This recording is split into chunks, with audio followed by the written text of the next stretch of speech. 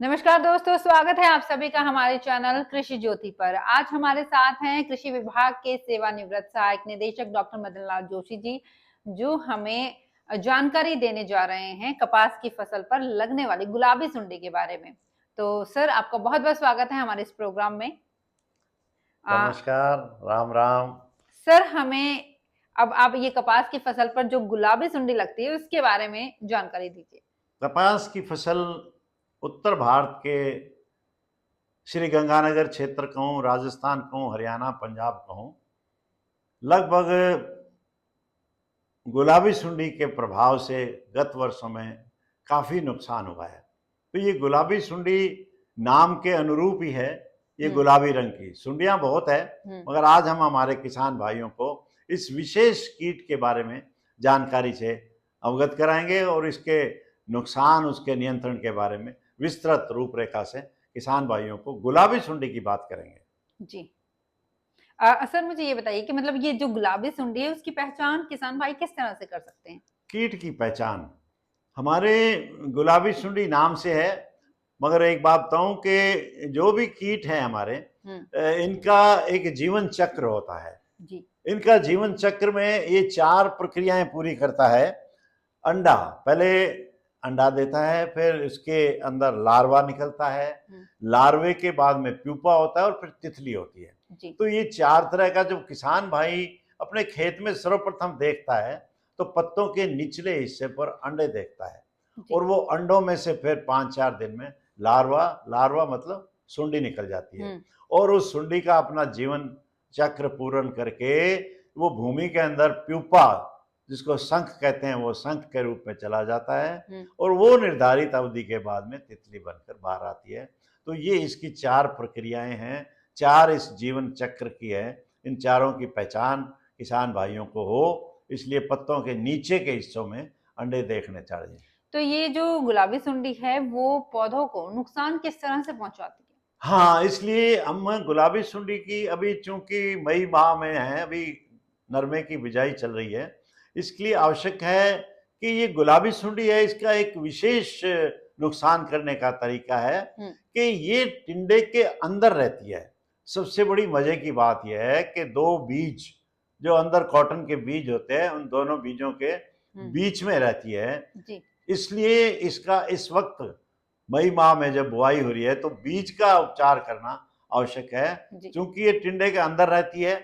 इसलिए टिंडे के अंदर बीज में सुरक्षित अपना इसको खाती रहती है और रेशे को भी खाती रहती है। अंदर जो कपास का रेशा बनता है उसको भी नुकसान करती है और बीज को भी नुकसान करती है। तो इसलिए सबसे पहले इसका नियंत्रण उपाय हम आज, चूंकि बुआई के समय मई माह में किसान भाइयों को जानकारी दे रहे हैं, तो बीज उपचारित करने की बात करेंगे।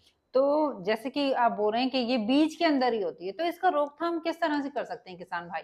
किसान भाई, इस समय जो हमारे पास बीज उपलब्ध होगा, नरमे का जो बीज है, उस बीज को धुमित करना, यानी उसको एक तरह की गैस से उसके अंदर से उसके जो नुकसान करने का तरीका है, या उसके अंदर जो बीज के अंदर जो बैठा है उसको मारना है, तो धुमित करने के लिए 3 किलो से लेकर 40 किलो तक के बीज को एल्यूमिनियम फास्फाइड, एक जहरीली गैस होती है, इसकी एक टिकिया को 3 से 40 किलो बीज को आप किसी अच्छे से बर्तन या अच्छा बड़ा घड़ा ऐसा हो जिसको बाद में लीप के बंद कर दिया जाए, उसके चारों तरफ के अगर कोई छोटी मोटी टंकी है तो वो पूर्णतया उसको चिकनी मिट्टी से लिपाई करें, ऐसी व्यवस्था हो, उसमें एक टिकिया डाल दें और वो 24 घंटे के लिए उस बीज को धुमित कर दें। इस धुमित करने से ये जो हमारी गुलाबी सुंडी का दोनों बीजों के अंदर जो रहता है नुकसान करने का, वो वहीं नष्ट हो जाता है। पहला काम तो इसका ये करना है। जी। इसके अलावा भी कुछ और तरीका है? हाँ, इसके अलावा जब बीज की बात करी तो हम, चूंकि बुआई का समय है, हम बीज के बारे में बात करें। बीज को एक तो तेज धूप के अंदर सुखा देना चाहिए, एक परत बिछा लें बीज की, और उस सुखा के बीज को और उसको नष्ट कर सकते हैं। दूसरा, गुलाबी सुंडी का जब आक्रमण आप देखते हैं तो साल दर साल इसका स्थान परिवर्तन कर दें, यानी 1 बीघे में, अमुक बीघे में अगर इस वर्ष बीजा गया है तो वो आगामी वर्ष में इसको नहीं बीजे। हम्म, चौथा इसका उपाय है कि जो छटियां, जिसको हम बनसटी बोलते हैं, जी, उन बनसटियों को खेत के अंदर नहीं रखना चाहिए, क्योंकि ये अंत में बनसटियों के अंदर इसका रह जाता है गुलाबी हम्म, सुंडी का। हम्म, तो उस गुलाबी सुंडी को मारने के लिए हमें बनसटियां हैं वो खेत के अंदर नहीं रखनी चाहिए। और गर्मी की गहरी जुताई, हम्म, ये गर्मी की गहरी जुताई तो प्रत्येक फसल के काम आती है कि एक तो गहरी जुताई करने से मिट्टी पलटने वाले हल से नीचे की मिट्टी ऊपर आ जाती है, ऊपर की मिट्टी नीचे चल जाती है। इसके अलावा जितने भी भूमि के अंदर कीटाणुओं के प्यूपा, जिनको मैंने प्यूपा या शंख बोले हैं, वो सारे के सारे बाहर आ जाते हैं। और तेज गर्मी जब 48 डिग्री का टेम्परेचर होगा तो वो शंख मर जाते हैं। तो इसमें ये गुलाबी सुंडी के भी शंख मर जाते हैं। इस तरह से किसान भाइयों को गुलाबी सुंडी, जिसने विगत वर्षों में पूरे उत्तर भारत में एक बहुत बड़ा नुकसान किसान भाइयों को किया है गुलाबी सुंडी के लिए, और गुलाबी सुंडी को नियंत्रण करने के लिए बड़े बड़े अभियान चलाकर किसानों को सावचेत किया गया है, उनमें लिटरेचर बांटा गया है, उनमें किसान गोष्ठियां की गई है, किसान मेले किए गए हैं, कृषि वैज्ञानिकों और कृषि अधिकारियों के भ्रमण करके किसान भाइयों को इस गुलाबी सुंडी के नियंत्रण के उपाय बताए गए हैं।